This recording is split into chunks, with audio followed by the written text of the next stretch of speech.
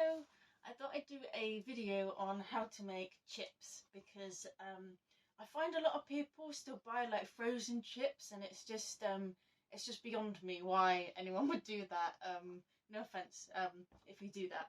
I have bought frozen chips before, and I do understand if like physically you're unable to prepare things. It's easy to buy the ready-made alternatives, and if you're short on time, but it really is so quick to cut up a potato. It's literally like 2 minutes. You don't have to peel them. I have peeled my potatoes today, just because the skins on these potatoes just needed me to do it. But otherwise, if they don't need peeling, just leave the skins on. It's no bother. And what you'll need is a nice big knob of lard on your tray. Again, you can use oil, but I'm all about my lard. If you want some really good tasting chips, use lard, honestly. So you want to get that in your oven. I get the lard melting while the oven's preheating. So you want your oven about 180. So get your oven warming and your lard melting. And while that's heating up, you can prepare your potatoes. I've got quite small chips today, just because the potatoes I've got are quite small. So just depending on the size of your potato, depends on the size of your chip. And you can cut your chips into sort of wedge shapes or a traditional chip shape. However you want to cut them, just cut them like that. Just make sure that they're roughly the same size as each other. You don't want sort of too many bits that are really big and too many bits that are really small. But you will find with just cutting a potato, you do end up with some different size bits just because of how the potato is shaped. But that's fine with me. You just have a few crunchy chips. But yeah, try and get them reasonably the same shape and size. And then all you need to do, once your lard's melting, is pop them on the tray and give them a good coat in the oil, and season them with salt and pepper to your tastes. And then you can leave them as just plain, just as salt and pepper. I mean, you don't have to even put the salt and pepper on if that's not what you like. You can just have them completely plain. I absolutely love my chips with smoked paprika. Just makes them so yummy. You can also put on dried chili flakes, some like piri piri seasoning.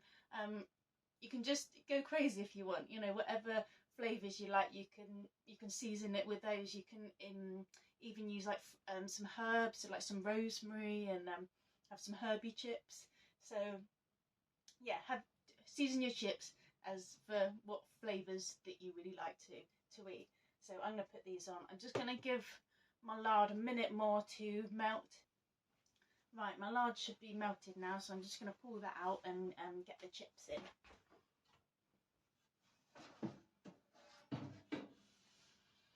Nice. So I just tilt the pan a little bit to just make sure the whole of the bottom of the tray is covered with the melted lard. Try not to pour it on my oven gloves.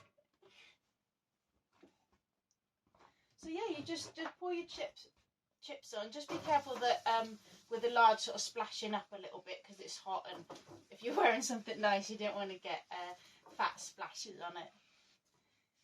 I highly recommend a kitchen apron. I'm in my old clothes today, so I'm not sort of too worried if I get them a bit mucky. So yeah, once you've got your chips on your tray, I just season them.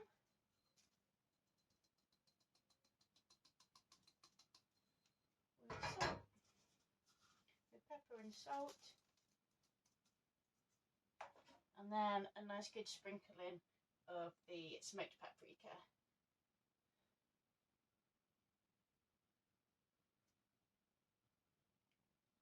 And then you just want to get mucky and get your hands involved.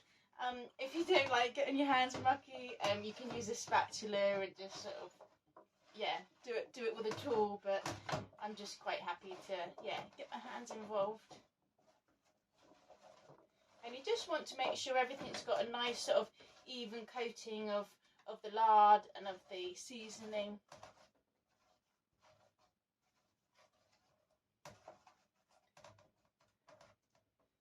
there we go.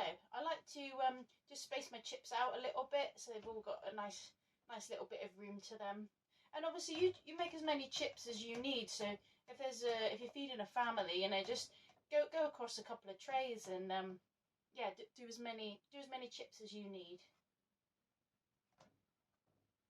And there we go.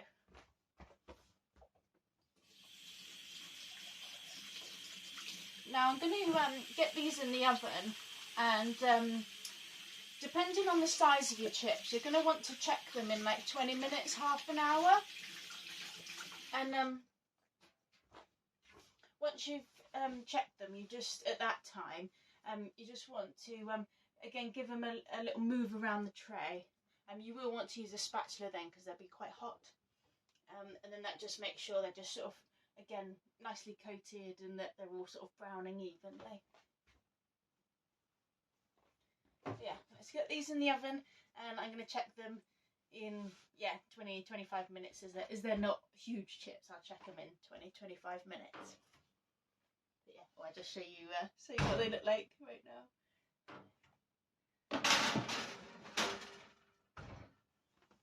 There we go. See you in a few minutes. Right, it's been about 20-25 minutes, and I'm starting to smell the chips, which is always a good sign that they're getting well on their way to being done. So let's have a look at them. They are looking really good. So when they're at this stage, it's just a good time to just get your spatula and just give them a little move about the tray.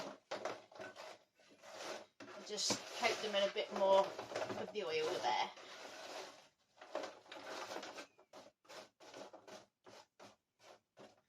And there we go. To be honest, they're looking like they're pretty much done. They're feeling soft on the inside, nice and crisp on the outside. I'm just going to nick this little tiny one that's, yeah, it looks well crisped up.